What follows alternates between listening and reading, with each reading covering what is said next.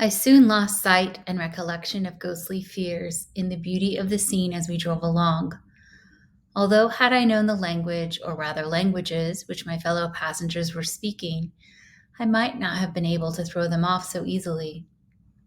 Before us lay a green sloping land full of forests and woods, with here and there steep hills crowned with clumps of trees or with farmhouses, the blank gable end to the road. There was everywhere a bewildering mass of fruit blossom, apple, plum, pear, cherry, and as we drove by, I could see the green grass under the trees spangled with the fallen petals. In and out amongst the green hills of what they call here the Mattel land ran the road, losing itself as it swept round the grassy curve, or was shut out by the straggling ends of pine woods, which here and there ran down the hillsides like tongues of flame. The road was rugged, but still we seemed to fly over it with a feverish haste. I could not understand then what the haste meant, but the driver was evidently bent on losing no time in reaching Borgo Prund. I was told that this road is in summertime excellent, but that it had not yet been put in order after the winter snows. In this respect, it is different from the general run of roads in the Carpathians, for it is an old tradition that they are not to be kept in too good order. Of old, the hospodars would not repair them, lest the Turks should think that they were preparing to bring in foreign troops, and so hasten the war which was always really at loading point. Beyond the green-swelling hills of the Mattel land rose mighty slopes of forest up to the lofty steeps of the Carpathians themselves. Right and left of us they towered, with the afternoon sun falling full upon them and bringing out all the glorious colors of this beautiful range, deep blue and purple in the shadows of the peaks, green and brown where grass and rock mingled, and an endless perspective of jagged rock and pointed crags, till these were themselves lost in the distance, where the snowy peaks rose grandly. Here and there seemed mighty rifts in the mountains, through which, as the sun began to sink, we saw now and again the white gleam of falling water. One of my companions touched my arm as we swept round the base of a hill and opened up the lofty snow-covered peak of a mountain, which seemed, as we wound on our serpentine way, to be right before us. "Look! Istenschek! God's seat!" And he crossed himself reverently.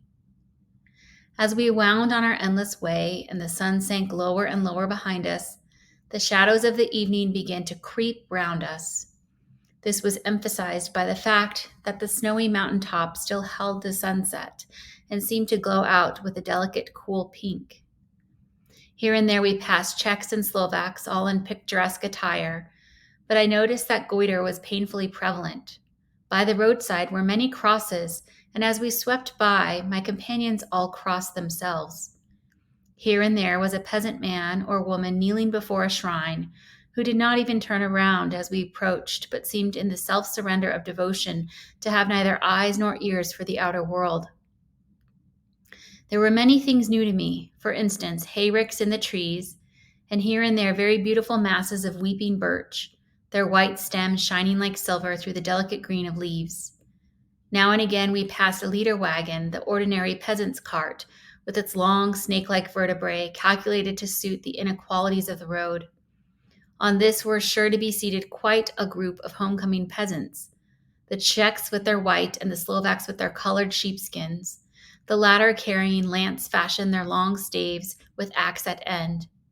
As the evening fell, it began to get very cold, and the growing twilight seemed to merge into one dark mistiness in the gloom of the trees, oak, beech, and pine, though in the valleys which ran deep between the spurs of the hills as we ascended through the pass, the dark firs stood out here and there against the background of late-lying snow. Sometimes, as the road was cut through the pine woods that seemed in the darkness to be closing down upon us, great masses of grayness, which here and there bestrewed the trees, produced a peculiarly weird and solemn effect, which carried on the thoughts and grim fancies engendered earlier in the evening, when the falling sunset threw into strange relief the ghost-like clouds which amongst the Carpathians seemed to wind ceaselessly through the valleys. Sometimes the hills were so steep that, despite our driver's haste, the horses could only go slowly. I wished to get down and walk up them as we do at home, but the driver would not hear of it. No, no, he said, you must not walk here. The dogs are too fierce. And then he added, with what he evidently meant for grim pleasantry, for he looked round to catch the approving smile of the rest, and you may have enough of such matters before you go to sleep. The only stop he would make was a moment's pause to light his lamps. When it grew dark, there seemed to be some excitement among the passengers, and they kept speaking to him, one after the other, as though urging him to further speed. He lashed the horses unmercifully with his long whip, and with wild cries of encouragement, urged them on to further exertions. Then through the darkness I could see a sort of patch of gray light ahead of us, as though there were a cleft in the hills. The excitement of the passengers grew greater. The crazy coach rocked on its great leather springs and swayed like a boat tossed on a stormy sea. I had to hold on. The road grew more level, and we appeared to fly along. Then the mountains seemed to come nearer to us on each side and to frown down upon us. We were entering on the Borgo Pass. One by one, several of the passengers offered me gifts, which they pressed upon me with an earnestness which would take no denial.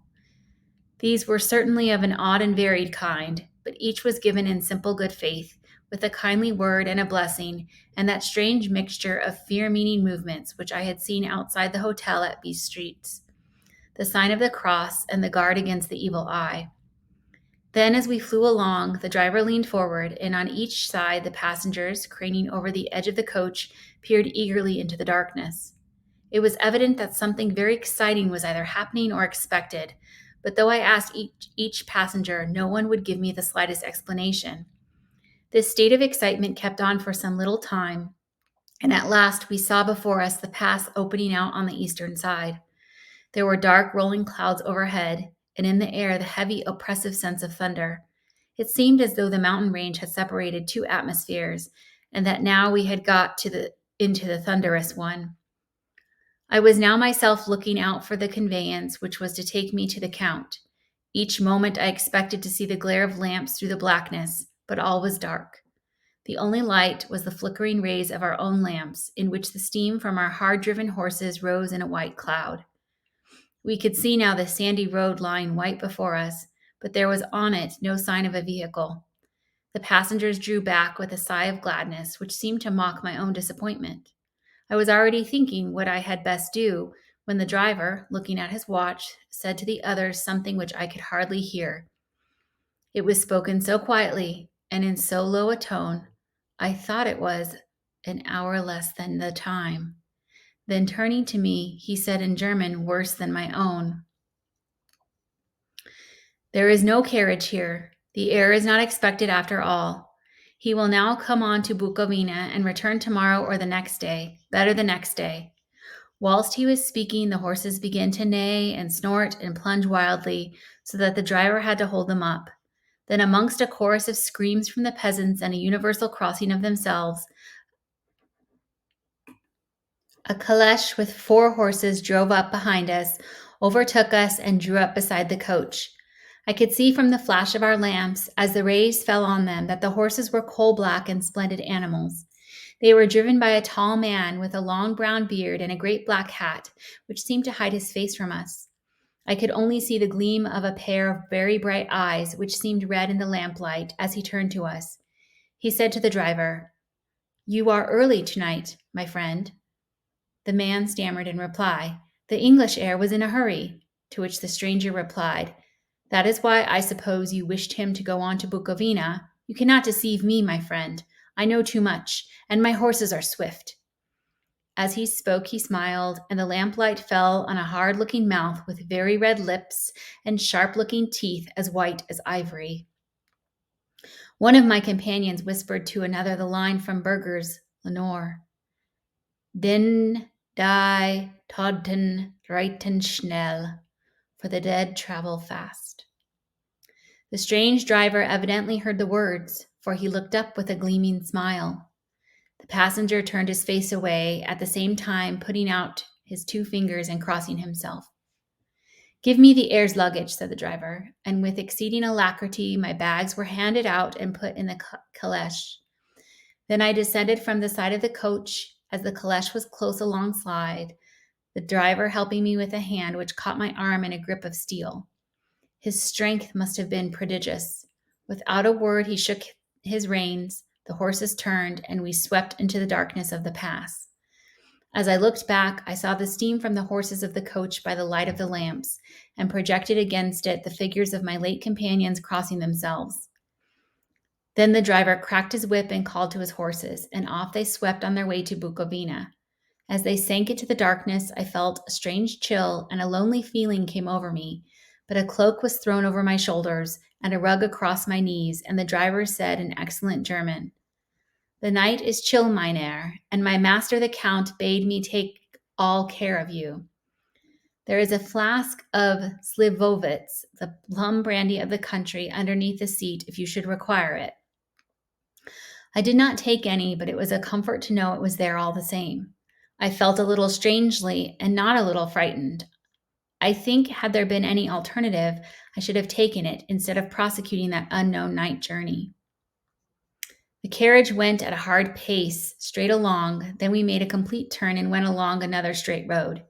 It seemed to me that we were simply going over and over the same ground again, and so I took note of some salient point and found that this was so.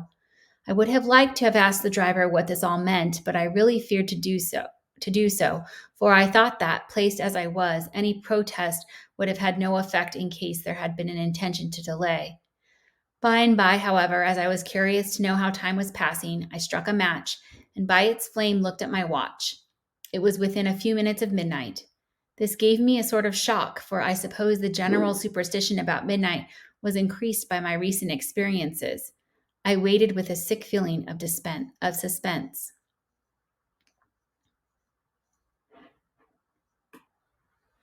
Then a dog began to howl somewhere in a farmhouse far down the road, a long, agonized wailing, as if from fear.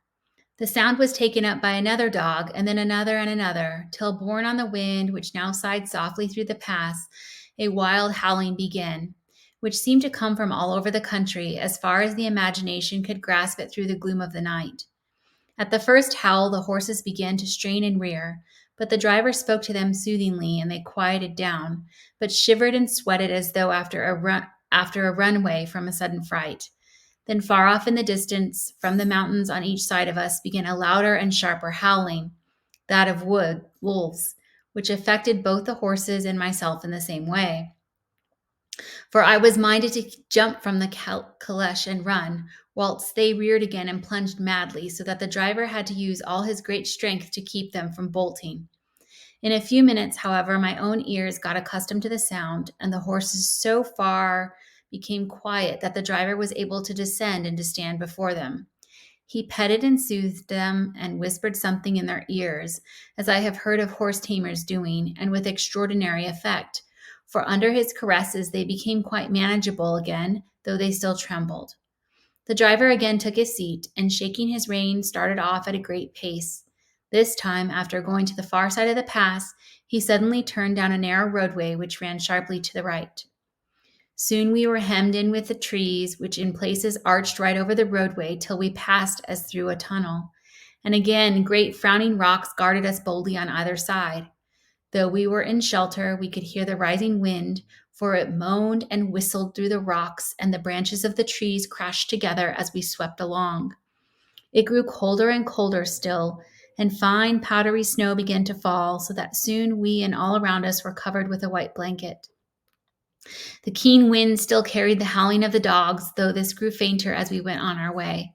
The baying of the wolves sounded nearer and nearer, as though they were closing round on us from every side.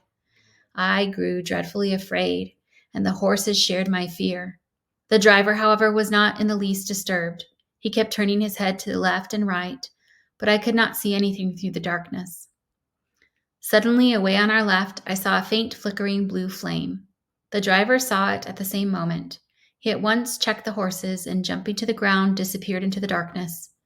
I did not know what to do, the less as the howling of the wolves grew closer. But while I wondered, the driver suddenly appeared again, and without a word took his seat, and we resumed our journey. I think I must have fallen asleep or kept dreaming of the incident, for it seemed to be repeated endlessly, and now looking back, it is like a sort of awful nightmare. Once the flame appeared so near the road that even in the darkness around us I could watch the driver's motions. He went rapidly to where the blue flame arose. It must have been very faint, for it did not seem to illumine the place around it at all, and gathering a few stones, formed them into some device. Once there appeared a strange optical effect. When he stood between me and the flame, he did not obstruct it, for I could see its ghostly flicker all the same. This startled me, but as the effect was only momentary, I took it that my eyes deceived me straining through the darkness. Then for a time there were no blue flames, and we sped onwards through the gloom with the howling of the wolves around us, as though they were following in a moving circle. At last there came a time when the driver went further afield than he had yet gone, and during his absence the horses began to tremble worse than ever and to snort and scream with fright. I could not see any cause for it, for the howling of the wolves had ceased altogether.